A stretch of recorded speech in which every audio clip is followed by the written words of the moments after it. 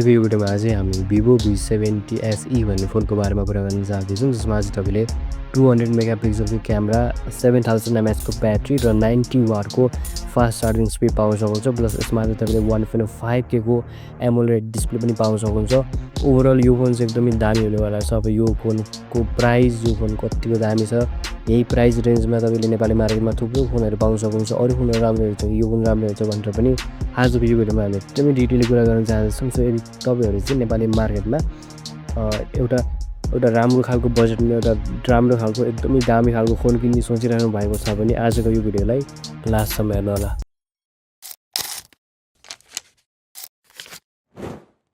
सुरुमा चाहिँ यो फोनको डिजाइन र बिल्ड क्वालिटीबाट सुरु गरौँ। यो फोनलाई चाहिँ झट्टै हेर्दाखेरि तपाईँले एकदमै राम्रो खालको लुक पाउन सक्नुहुन्छ। एउटा क्लिन टाइपको लुक चाहिँ यो फोनमा रहेको छ र यसमा चाहिँ तपाईँले 7000 mAh ब्याट्री भए पनि तपाईँले चाहिँ एकदमै स्लिम खालको एकदमै प्रिमियम खालको डिजाइन चाहिँ पाउन सक्नुहुन्छ। ब्याट्री एकदमै ठुलो भए पनि यो फोन चाहिँ एकदमै स्लिम रहेको छ, जो कि एकदमै राम्रो कुरा हो।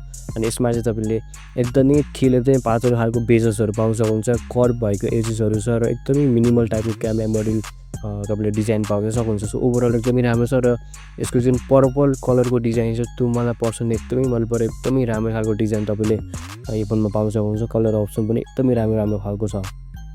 अनि सबभन्दा दामी पार्ट भनेको चाहिँ यसमा IP69 को रेटिङ रहेको छ, जो कि वान अफ द बेस्ट कुरा हो हैन। सो ओभरअल तपाईँको डिजाइन र बिल्ड क्वालिटीमा चाहिँ यो फोन चाहिँ एकदमै राम्रो रहेको छ हैन। एकदमै राम्रो खालको डिजाइन छ, बिल्ड क्वालिटीदेखि लिएर सबै कुरा चाहिँ यो फोनको चाहिँ एकदमै दामी रहेको छ।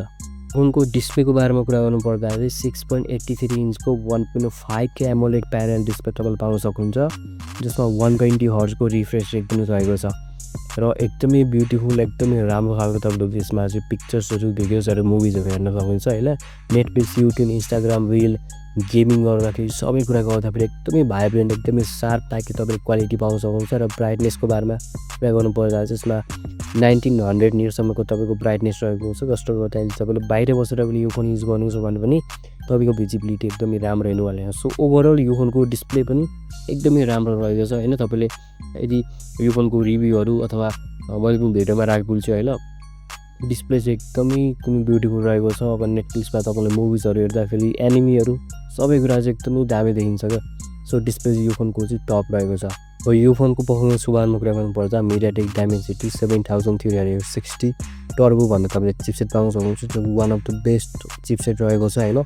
यसमा तपाईँले चाहिँ मल्टिटास्किङहरू एकदमै मजाले गर्न सक्नुहुन्छ। अनि गेमिङ पर्फर्मेन्स पनि एक्चुअली एकदमै राम्रो रहेको छ। तपाईँको PUBG, Call of Duty, Free Fire, Genshin सबै कुरा चाहिँ तपाईँले एकदमै राम्रो सेटिङमा चाहिँ यो फोनमा खेल्न सक्नुहुन्छ। सो पर्फर्मेन्स वाइज पनि यो फोन चाहिँ एकदमै राम्रो रहेको छ। तपाईँले चाहिँ एकदमै राम्रो खालको त नभनौँ, हेभी एकदमै प्रो लेभलको गेमिङ त नभनौँ, तर ठिकठाकको राम्रै सेटिङमा राम्रै खालको गेमहरू मजाले तपाईँले यो फोनमा खेल्न सक्नुहुन्छ। पर्फर्मेन्स वाइज पनि यो फोन चाहिँ एकदमै राम्रो रहेको छ। क्यामेराको बारेमा कुरा गर्नुपर्दा चाहिँ यसमा तपाईँहरूले चाहिँ 200 मेगापिक्सलको मेन क्यामेरा पाउन सक्नुहुन्छ, जसमा OIS पनि रहेको छ। यसमा चाहिँ 8 मेगापिक्सलको अल्ट्रा वाइड क्यामेरा, 50 मेगापिक्सल चाहिँ सेल्फी क्यामेरा, जसमा तपाईँको अटो फोकस पनि तपाईँले पाउन सक्नुहुन्छ। 4K सम्म चाहिँ तपाईँले यो फोनमा भिडियो चाहिँ रिकर्ड गर्न सक्नुहुन्छ।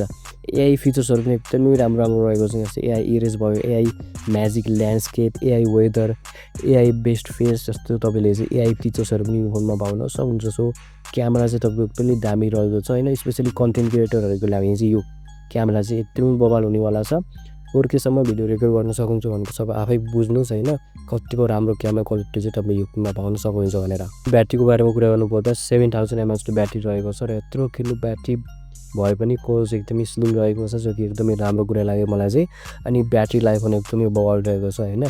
अनि मेन कुरा चाहिँ 90 वाटको फास्ट चार्जिङ स्पिड तपाईँले पाउन सक्नुहुन्छ, जो कि बवाल हो, एकदमै बवाल हो, एकदमै दामी हो। तपाईँको ब्याट्री क्यापेसिटी पनि एकदमै ठुलो छ र ब्याट्री चार्ज पनि एकदमै चाँडो हुन्छ र यो ब्याट्री तपाईँको लगभग 2 दिनसम्म मजाले ठिक्छ, जसले गर्दा तपाईँले चाहिँ एकदमै दामीसँग गेमिङ मुभिजहरू तपाईँले मजाले हेर्न सक्नुहुन्छ। अनि एक्स्ट्रा फिचर्सहरूको बारेमा कुरा गर्नुपर्दा इन डिस्प्ले फिङ्गरप्रिन्ट सेन्सर भयो, 5G कनेक्सन, AI फिचर्सहरू, 6 वर्षको सेक्युरिटी अपडेटहरू र थुप्रै राम्रो खालको फिचर्सहरू तपाईँले पाउन सक्नुहुन्छ। यो फोनमा चाहिँ एक्स्ट्रा फिचर्सहरू पनि एकदमै राम्रो रहेको छ।